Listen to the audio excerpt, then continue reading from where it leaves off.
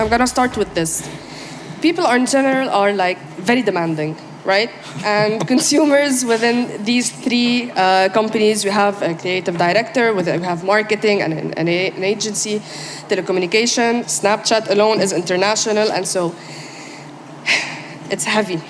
To try to please consumers is heavy. So just as a start, what is a simple strategy that any company could go for, like the ABC of just trying to bring customers an experience that they would maybe turn them into not loyalists to your brand, but more or less a friend, maybe an organic ambassador. Vishal, would you like to start? I mean, like as the big all star. Right. Look, I think the concept of brand loyalty or even brand love is harder now than it's ever been, right? I think consumers, not only their media habits, and people were obviously talking about that on the stage just before us, but their device habits, their savviness has never been higher, right? So I think the most obvious and simple strategy for any brand or marketer is to start with the audience. Right? Like, where are they? Where are they spending their time? Where can you most efficiently and effectively grab their attention? I think one of the biggest issues digital media generally has had over the last few years is that brands and, media professionals generally have been quite slow to adapt to the change in media consumption and consumer savviness. And they're using metrics which, any kind of media format can be twisted to hit, right? Whether it be impressions or whether it be, viewability. These are very kind of dated ways to measure effectiveness and impact. So I think the first thing is to start really thinking about your audience, think about what's important to you, what you need to measure as a brand, and focus your budget there rather than trying to do everything to everyone. So generally, if you take a look at companies that have done well in customer service, you take a look at, for example, Amazon. Amazon is one of the most customer-centric companies around the world, but what they do has not been innovative in a very, very big way when it comes to servicing customers. They do what's right, they know their audience, of course, but they really resort to things that have been around traditionally for many, many years. You want to have local presence in particular markets, and you want to do the best type of thing that's going to delight customers. This is going to be a buzzword that I think you're going to hear a lot over this session, but delighting customers is not rocket science. Really, you have to think about the consumer, what they want, what's going to give them this added interest. But the cost of not doing what the customer wants is extremely high. So when you think about it, if you have 26 out of 26 customers that are complaining about your service, only one, the voice of one customer out of that 26 actually reaches your business. So one customer actually complains, 26 churn over time, and then the rest are probably, you hope, to be happy customers. But the analytics that you have today and the access with everything that's happening, whether it's on the telephony side, whether it's on the chat side, the access to analyzing that data is no longer what it was a long time ago. You used to have somebody call up your business, complain about something, mention your competitor, for example, what have you, and then hang up the line, and then that goes into the Ethereum of the telephone line that happened. Now, you can analyze calls in different languages and understand exactly what are the most common words, what's the sentiment of every single call that's happening, for example, what's the sentiment that's happening over chat, and what have you. A lot of businesses, I think, are shying away from this operational cost, and they're trying to automate things through bots and what have you. But what you find out is that automatically servicing customers through bots has dropped by 30 to 40% over the past year. Most customers, I'm not sure if we can do a show of hands here. I mean, has anyone used the bot and really got to what they wanted, or do they actually prefer to get to a human being? Most people prefer to get to a human being. And when you take a look at Amazon, just going back full circle, they're investing more. They currently have 230,000 people actually taking actual calls and doing human chat. They will not strategically implement Alexa, for example, to do that for you. And this is Amazon talking. So, that's an indication of how things should be, I think, for a long while. Amazing.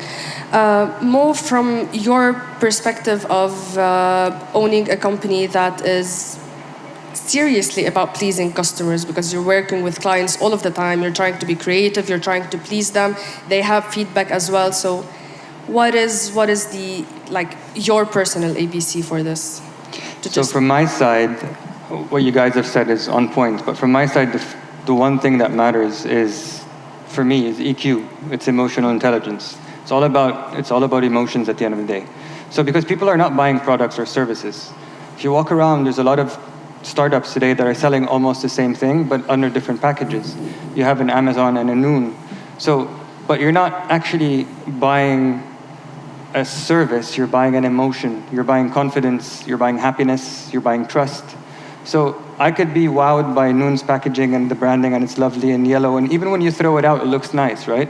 But if they break my trust, then I'm going to switch to an Amazon. Yeah. So as long as you keep people feeling an emotion, you have them. If you buy a pair of jeans and they make you feel confident, you're going to re-buy the same pair of jeans for 10 years. When you stop feeling confident, you're going to switch somewhere else. So you're not actually buying a service or product because there's so many similar products out there. You're buying an actual emotion. So if you don't know how to communicate that emotion, you can't keep your consumers. Simple. Okay, so I believe I read that Ming really believes like to act small. Like you like to do things in a small way until you get to the big product, right? Yeah. So how do you do that? So we're talking a lot about emotions, and emotions can vary. It could be good, it could be bad, it could change within like a single design. So how do you exactly? So acting try to small guarantee? is all about personalization, actually. So it really doesn't matter whether we're dealing with a multinational or a huge brand or an Amazon or a Snapchat or a startup.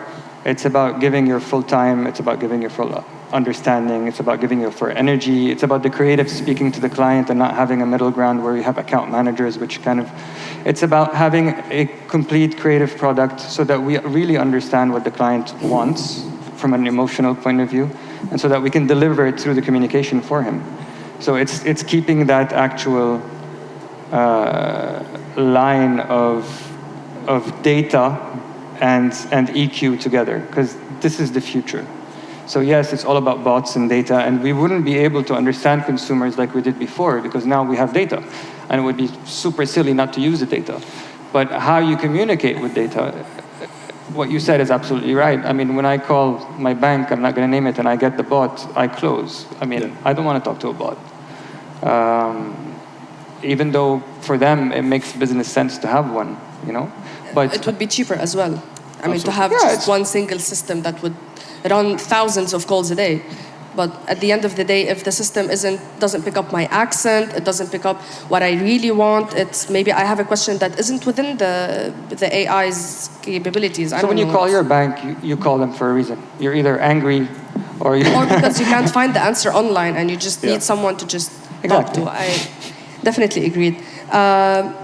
Fuad, how do you, as a company, how do you maintain a relevant strategy that would involve the client in let's say in a comfortable way? Like what would Maqsam be known for if it were to be a customer experience? What is like? We want to be, so to your point, I mean, what we want to be is the most insightful cloud communication platform built from the region for the region.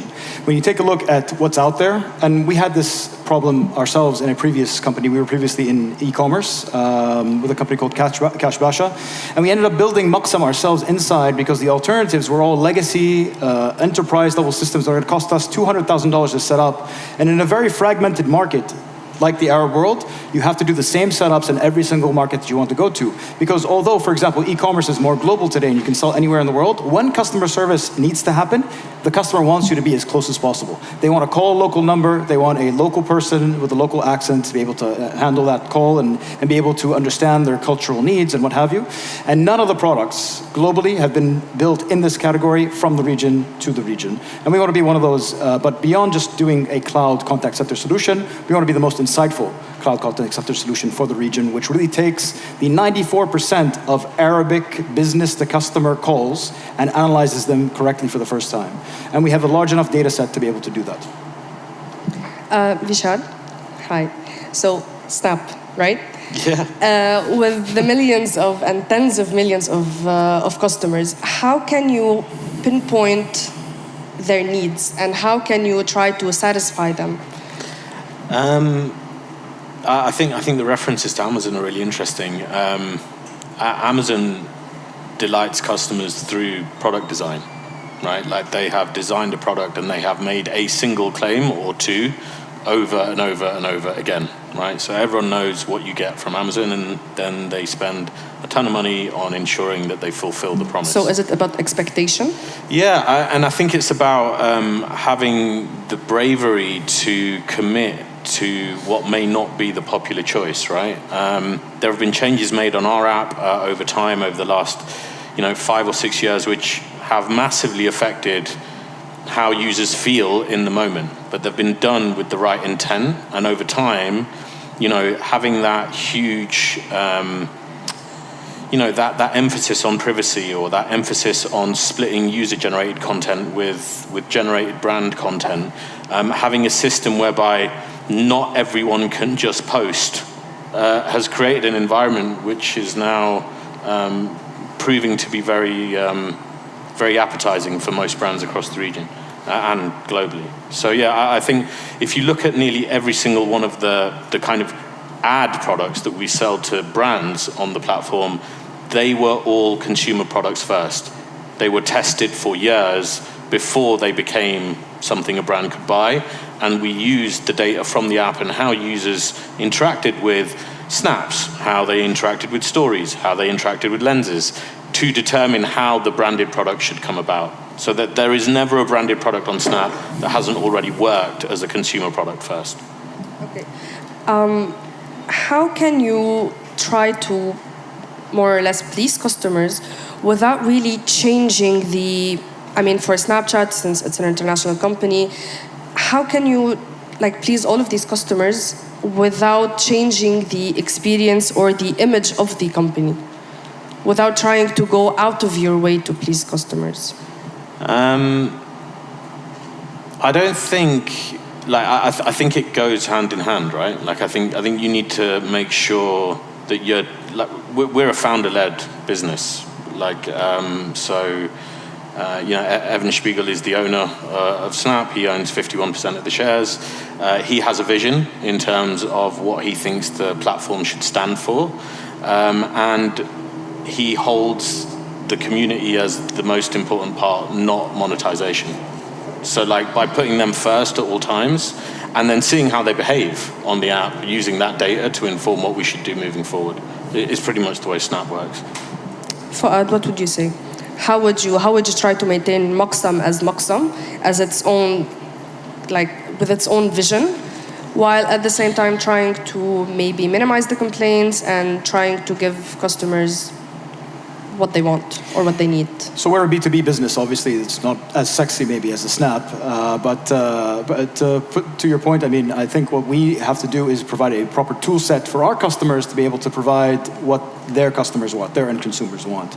And being able to understand all the different industries, specifically in the Arab world, which could be international as well, is kind of the challenge there. So trying to go focus to what the F&B industry wants and in their communications with their customers. What type of tooling do they have? What about fintech companies and what have you? Offline businesses versus online businesses. So it's really about understanding the business and by trying to build vertical modules to be able to cater to that particular industry. I think that's our strategy and how we're working towards it. Mo, I'm looking at you. Shoot. What do you think? How is Mink maintaining its own image, maintaining its own vision, with at the same time trying to please customers? I think, our industry entirely is about word of mouth. It's about doing a good job that leads to another job and a third job. So it's basically a very simple answer to that would be we try to do our best with every job at hand we have, so that not just our client is pleased, but the people that actually see the project are pleased, so that we can get a ripple effect of other people that want to be pleased in the same way. So it's just about doing good work and being really strict about making sure that the work is creative, different, stands out, better than anything else that you can find. We try, at least. How would you measure your success within this field? How would you measure your success within actually offering the experience that you want to offer all along? What are your KPIs, maybe? So, you mean how we do it internally, or how we work? I'm not necessarily the process, but if you'd like to share that, I think it would be very helpful for the audience. But like, how would you measure the success? It's very hard to measure your own success in that way. It's just about. It's interesting. Like I think the way that you would probably look at the work you've delivered and how the impact of that work is, and the same, I guess, for you, right? Like you'd look at it. It's less about the internal success. It's more about the impact it has on the clients you work with and the audiences that they have. But right? there is a big amount of internal success, which is basically the culture we've built. So we become a place. We were a startup about 4 years ago, and then we grew, and now we have 2 offices in 2 different countries. Our clients range from all industries now, from fintech to banking to fashion to F&B. So, and it's about the internal culture. Internal culture is important because you attract creatives to join your team and to want to be part of that culture. And so when I get creatives from Leo Burnett's and from the BBDOs of the world applying to join Mink, which was a startup like 4 or 5 years ago, that's how I measure success. You know, when you have people from multinational agencies aspiring to join you because you're doing something differently. So this is my personal internal success, if you want. Okay, so and if we are to go to Snap, how would Snap measure the success of like indulging users into the experience that is Snap? Yeah, I mean, look, I think you know, we're a publicly traded company. We release our numbers every quarter, so there are a bunch of stats and data points that we're held accountable to, which are relevant across all social platforms. You know, daily active users, time being spent on the app, you know, average revenue per advertiser. These are the kind of like industry level stats that we would report on. But I think what Mo says is really interesting. Like I have come from an agency background similar to the likes that you were just referring to a minute ago, and I think culture and the way you work as a team, you know, like, and you can measure it in hard numbers like retention or attrition or you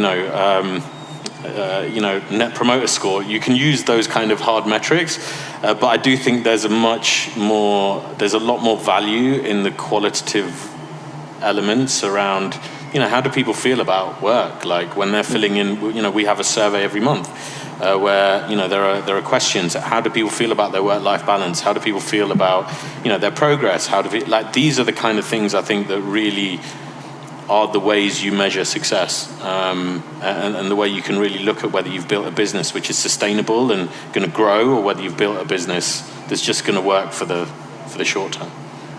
I see that you're agreeing a lot. No, absolutely. What's Maqsam's process here?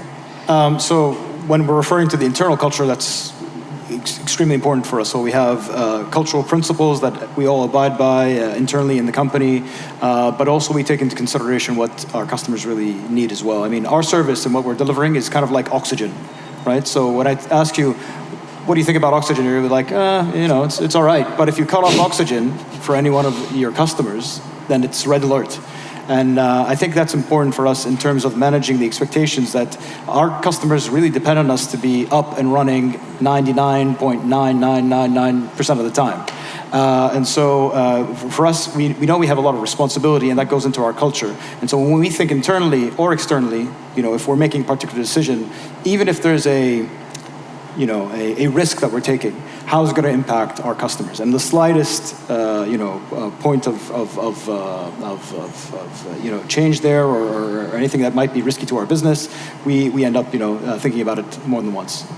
Does that mean that you would avoid change? No. I mean something that would actually affect our clients in a very big way. But sometimes you have this radical idea about how to serve customers better, for example, that you want to launch. But how could it really affect the market and their own customers that way? That's something that you have to consider. So since you're a B2B business, how does Maqsam make sure to personalize and tailor its customer experience? As I said earlier, I mean, the vertical modules that we're building, so obviously communication used to be just a desk phone or telephony system that you'd have in your office. Now, because we've built it from the cloud, to the cloud, it can integrate into different modules, whether it's your CRM, your help desk solution, many of these things that you're using on a daily basis, which would be very expensive and very difficult to do previously. So with other vertical integrations that we have for different industries, it becomes, by module, point and click, plug and play. You can have something that is communications that are smarter for a restaurant, meaning how do your orders enter into your system, your telephony system from the phone? Can the phone pick it up and actually automate a lot of that work for you?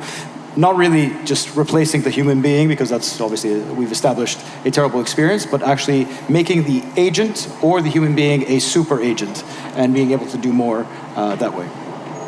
Makes sense? Vishal, how do you see, now with Web3, with the metaverse, with all of this, love that people are having and, throwing at digital, how is a customer experience considered successful within the next decade? I think more and more, and this is kind of going back to something I think you said right at the beginning, expectations are kind of higher than ever from consumers. So for me, I think the metaverse presents, for want of a better phrase, the metaverse is not defined today. No one really knows where it starts and where it ends. It's a phrase that's being thrown around. If you think about how long it took for the mobile to become the norm, the metaverse is just starting now. So yeah, I get that there's a lot of hype around it. I get that there's a huge opportunity. But quite frankly, I think for us, one of our biggest bets over the last kind of 8 years has been around augmented reality.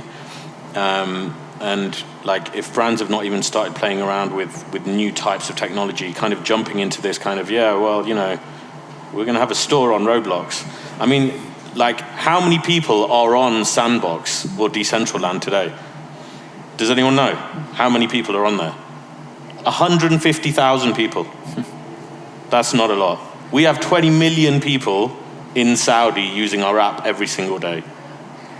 There is a difference. 150,000 people on Sandbox. But Snapchat is older than Sandbox. Right, yeah, but what I'm trying to say is that I'm not saying that it's not an opportunity. I'm just saying that we have to understand where it is in terms of its development, right? Yeah. I actually think that the opportunity is huge, right? But I feel like the rush isn't being driven by how to build the future of marketing or the future of gaming or the future of pastimes. The rush is being built by people trying to make a quick buck, right? Yeah.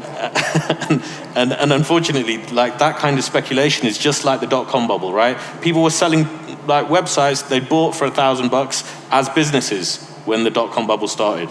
And this is one of the big things. I mean, look, I'm sure you guys all read loads as well. Rug pulls is the trending thing on Twitter right now, where kids, who can blame them, have gone on and sold stuff that they don't own, right? And that's not a surprise, right? It's an unregulated space right now. I think it's a huge opportunity. I think, for us, augmented reality and making the world we live in is where we should be thinking about when we talk about the metaverse. We talk about overlaying information and making the world we live in, the world that our friends live in, the world that our family live in, make those connections deeper, make that more meaningful. For us, that's what the metaverse means. It doesn't mean an alternate reality that you submerge yourself in some dark, dystopian, Ready Player One type future, where you try and escape the real world. For us, that's just not how we think. So that's my I have to say, you have butchered the metaverse for many people. I'm not butchering the metaverse. There's too much fluff. I think we have to work hard as brands, as people, to define Web 3.0 the way we want it to be, not the way Web 2.0 has become. I mean, each company can go about its own business the way it wants, the way it feels. Augmented reality, at the end of the day, is part of the metaverse that so many companies are talking about. And so, more or less, you are involved, but I guessing you still haven't defined. No, I mean, we're more or absolutely less. involved. I'd argue that we've been doing it for years, right? Very true. We just haven't called. Like even with the spectacle, even Yeah, with yeah, other for sure, products. for sure. And so, like, you know, when we create an augmented reality mall or shop or store for someone on Snap, that's technically the metaverse, right? We've not called it that. Yeah. But it's an augmented Different reality namings. experience. Yeah. So yeah, I mean, I think we have quite a specific point of view on it, and we genuinely believe that the future of the metaverse is making the world we live in better. That's kind of our vision for I it. think that's fair enough. That's fair enough. Mo, same question. How do you think within the next maybe 5 to 10 years, considering that your type of business shifts, but like the core of it remains the same, which is like the creative ideas. How do you think within the next decade, you personally and Mink could even expand the customer experience that you would wish to give people with, considering everything, all of the technology that we have around, like considering the robot that's been walking around, you know, like which is a mobile Yeah, a mobile I just saw app. the robot. That's quite. Look, it's about testing, you know, and I'll go back to the same point. It's about data and emotional intelligence mixed together, and that's the only way you can assess things. In the past, and this refers to everything. So communication was a pyramid, right? The brand was on top, people were on the bottom. And I'm an iPhone, I cost 10. Everyone was like, I want one, and you throw it down and they buy it. And today the pyramid is flipped, right? So the brand is down and the people are up. So you shyly throw the iPhone. I have an iPhone, you know? And the people, I'm not gonna curse, but they completely, you know, they go, oh, the screen sucks, oh, the Samsung is better, oh, yeah, the social media channels. So everyone, before it even reaches to the person, they've made them rethink it 10 times because the brand is down. So it's the same with the metaverse. They just threw it up. So the people will decide whether it's going to live or not. Sandbox, whether it's going to become 10 million people. If it becomes 10 million people, then okay, shit, it's real. And then that becomes something. So it's all about the pyramid. Brands are on the bottom now because people are in control because of social media and because everyone has so much access to data.